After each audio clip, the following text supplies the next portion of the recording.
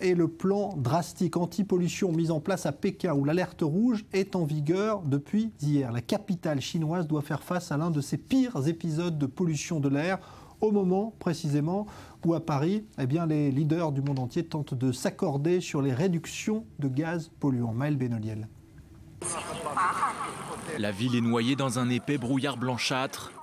L'air imprégné d'une âcre odeur de charbon est quasiment irrespirable. La visibilité est très fortement limitée. Pékin et ses 21 millions d'habitants suffoquent. L'alerte rouge a été déclenchée. La raison, le smog. Ce nuage de pollution enveloppant la capitale chinoise qui a atteint un niveau sans précédent. Les autorités ont décidé de réagir face à ce phénomène, attribué aux véhicules à moteur, mais aussi à une consommation exacerbée de charbon. Cela fait très peur. J'imagine que la pollution doit être très élevée.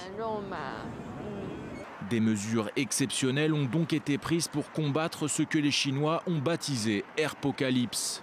Circulation alternée pour les voitures particulières ou officielles, à l'exception des véhicules électriques, comme ces 200 autobus supplémentaires mis en circulation dans les rues de la ville. Les usines les plus polluantes doivent cesser leurs activités. Les établissements scolaires sont aussi priés de suspendre leurs cours. La pollution de l'air est un phénomène récurrent et c'est aussi un des principaux sujets de mécontentement de la population. En Chine, la pollution est à l'origine de centaines de milliers de décès prématurés tous les ans. Le gouvernement s'en préoccupe. Son devoir est de protéger les gens. Je crois que ces mesures de précaution sont bonnes. Ça permet de se préparer psychologiquement à affronter le smog.